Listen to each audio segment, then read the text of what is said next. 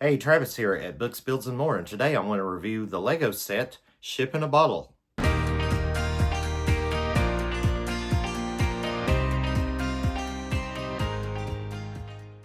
This is one of many Lego sets that encompass everything that I like about building Legos. It's simplistic, but it can be a very difficult build. This one did have some challenging steps to building it, even though it's a fairly small set. But I'm going to go through the process. That's the best way I want to explain how I feel about this set.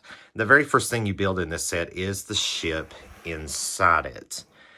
And then you just kind of set it aside before you start building the bottle part of it. And I like the ship inside it. It's very, very tiny, but it still has that feel of having a whole lot of little bitty detail to it. And I like that. You know, you don't need anything extravagant. It's just going to be, this is a set that just gives the illusion of something, you know, it has that authentic feel to it. Okay, so once you build this really nice little boat, the ship, the clipper ship, you just set it aside and then you're ready to build all of the rest of the model, which of course the majority is these large and even tiny, all these little bitty, this whole base, because you have to stand the bottle up at some point to start building it.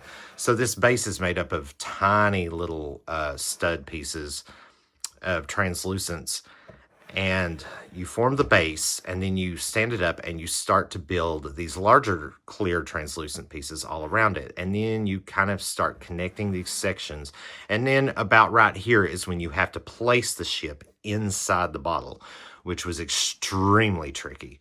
And it was a very tight fit because you have the top of the mast of the ship wanted to scrape against the top of the pieces up here, and it kind of made for a very challenging placement.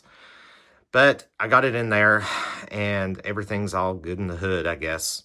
And then before you connect this part, the last part of the bottle here, you have to dump in all of these loose light blue translucent stud pieces that are you just dump them in because they give, of course, the illusion of water that the ship is sailing on.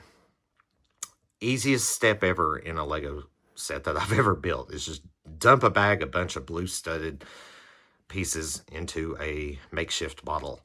And then you finish with the neck, which was incredibly tricky because I found out that I had to do this not by the instructions in the book. I had to actually do this another way because they have to connect onto this part, and they're very, very, it was just very, very awkward. And then you have to connect. There are 4 of these that you have to connect in different places, which was challenging.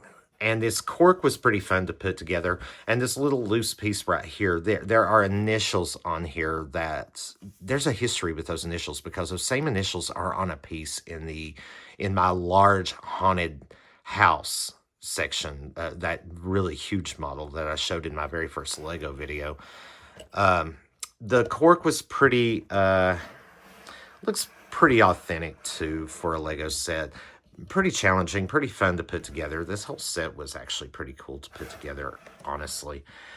And then, of course, the last part you build, when you set all of this aside, because you can remove this bottle, and you have this nice stand. And I love this stand piece because you've got a compass in the middle here, and the arrow does spin. But with the ship sitting on top of it, you don't really spin it a whole lot. And you've got this little decorative sign here it says Leviathan on it. So I guess that's the name of the clipper ship, or it's supposed to be the name of the clipper ship. And then you have these couple of little twisty globes, and these are both in like 2 halves that you just kind of snap together over these pieces that hold them in place, but they still spin around. And it just makes for a very decorative setting. So yeah, I'm really satisfied with this set. I am. And that's all I've got for my review on the Ship in a Bottle by Lego. Pretty simplistic set. Again, you want that authentic look if you don't have an actual ship in a bottle. I keep this one on my bookshelf for now anyway. And yeah, I really like this. It's a nice little aesthetic to add to the home. So if you've stuck with me this far, thank you so much for watching, and I hope to see you again in the next video.